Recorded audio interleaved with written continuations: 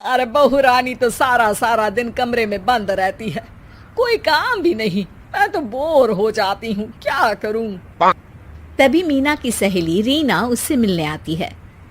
अरे मेरे घर का भी यही हाल है। बेटा ऑफिस और बहू कमरे में बंद, समय काटे नहीं कटता। लेकिन अब सच मानो तो वक्त ही नहीं है कि वक्त से रोटी भी खा लूं। अरे बहन, मुझे भी बता दे कौन सा जादू चलाया है। मैं भी अब जिंदगी के बचे कुचे दिन आराम से काट लूं। दीवारें देख देख कर तो बोर हो गई हूं मैं। रीना मीना को एक स्मार्टफोन देती है। ये ले, ये है वो छड़ी जो जादू करती है। इसमें मैंने तेरा फेसबुक अकाउंट भी बनाया है, एंजल प्रिया के नाम से। बस अब यहाँ दोस्त बना और सबसे बातें कर। सास को पहले तो उतना समझ नहीं आता है, लेकिन धीरे धीरे वो उसकी आदत डाल लेती है। माँ जी जल्दी से खाना खा लीजिए, मुझे थोड़ा काम है। अरे तू जा, मैं खा लूंगी, अभी वक्त नहीं है। और सासू माँ मोबाइल में मुंह गड़ाए जवाब दे देती है। बहू समझ ही नहीं पाती और वहां से कमरे में चली जाती है। अचानक सास को किसी प्यारी पिंकी की फ्रेंड रिक्वेस्ट आती है। अरे वाह, ये तो कोई प्यारी सी लड़की लगती है, बात करती हूँ। सास फ्रेंड रिक्वेस्ट अपनाकर बात करने लगती है। अब क्या था, सास सारा दिन उस सहेली से बात करती, अपनी कहती, उसकी सुनती। एक दिन सास फोन पर ही सरगड़ाए, अरे बहू, जरा मंदिर के लिए थाली सजा दे, आज कीर्तन है। बहू फोन पर किसी को मैसेज टाइप करते कहती है, माँ जी क्या है, अब मुझे क्या पता कि आपको कौन कौन से भगवान की पूजा करनी होती है। तभी सास के पास कोई मैसेज आता है। अच्छा अच्छा ठीक है, रहने दे, मैं ही कर लूंगी। अब मैंने मना थोड़ी ना किया है, कर देती हूँ मैं। अब मैंने भी बोला ना कि थोड़ी देर में बात करती हूँ, तो मैं ही कर लेती हूँ, तू जा अपने कमरे में।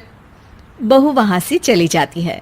सास मंदिर पहुंचती है और मंदिर की सीढ़ियों पर बैठकर सास फोन पर लिखती है, अरे मेरी बहू सारा दिन अपने कमरे में बैठी रहती है। वहां से रिप्लाई आता है, मैं आपकी बहू को तो जानती नहीं हूँ, लेकिन हाँ एक बात है, हो सकता है आपने उसे ताने दिए होंगे या फिर उसका दिल दुखाया होगा। ऐसा करने पर बहुओं का मन ससुराल से हट जाता है। याद रखिए, बहू और बेटी में फर्क होता है। सास घर जाती है और बहू से बड़े ही प्यार से बात करती है, उसके लिए खाना बनाती है, उसे गिफ्ट में साड़ी भी देती है। जिसके बाद अगले दिन, माँ जी चलिए, आज मैं भी आपके साथ मंदिर चलती हूँ। आते वक्त भोले भैया के गोलगप्पे खाकर आएंगे। अरे हाँ बहू, ये तो अच्छा है, चलो। सास मन में सोचती है कि उसकी फेसबुक वाली दोस्त कितनी अच्छी है। उसके समझाने से उसे उसकी बहू वापस मिल गई। वो बहू को अपनी दोस्त के बारे में बताने का सोचती है, लेकिन फिर चुप हो जाती है। बहू फोन पर टाइप करती है, मेरी सास मुझे नौकरानी समझती है, एक गिलास पानी तक खुद नहीं लेती। मन तो करता है कि बोल दूं, मैं बहू हूँ, कोई नौकरानी नहीं। वहां से रिप्लाई आता है, देखो तुम्हारी सास को तो मैं भी नहीं जानती, लेकिन वो बुजुर्ग होंगी। पूरा जीवन उन्होंने घर गृहस्थी चूल्हा चौका में निकाल दिया। और फिर तुम ये भी मत भूलो कि जिस पति पर तुमको इतना गर्व है, उसे भी शिक्षा उन्होंने ही दी है। तो जिसने तुम्हें इतना दिया, क्या तुम उनकी थोड़ी सी सेवा नहीं कर सकती? बहू भी अगले दिन से सास का सारा काम करती, उनके पैर दबाती, उनका ख्याल रखती, उनके साथ घूमने जाती। एक दिन सास, बहू ये लो मेरा हीरे का हार। पहले तो सोचा था कि अपनी बेटी को दूंगी, लेकिन आज जब मेरे हाथ पैर में दर्द था तो तुम मेरा साथ दे रही थी। समय पर खाना पानी देकर तुमने ही मेरा बुढ़ापे में साथ दिया। उसके हिस्से का बहुत कुछ मैं उसे दे चुकी हूँ, लेकिन ये अब तेरा। बहू तो ये देखकर खुशी से उछली जाती है। वो सास को गले लगाकर कहती है, माँ जी आप सच में बहुत अच्छी है। भला हो उस एंजल प्रिया का जिसने मुझे आपसे वापस मिलवा दिया, वरना मैं तो हमेशा आपको गलत ही समझती। मैं तो सोचती थी काश वो एंजल प्रिया मेरी सास होती। क्या नाम लिया बहू? एंजल प्रिया तेरी फेसबुक फ्रेंड है?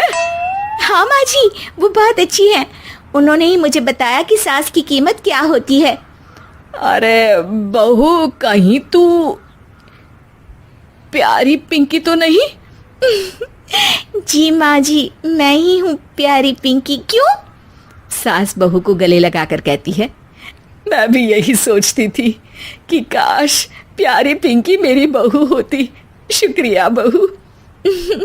सासू माँ, शुक्रिया तो हम दोनों को फेसबुक और सोशल मीडिया का करना चाहिए, जिसने हम दोनों को एक दूसरे से दिल से मिला दिया।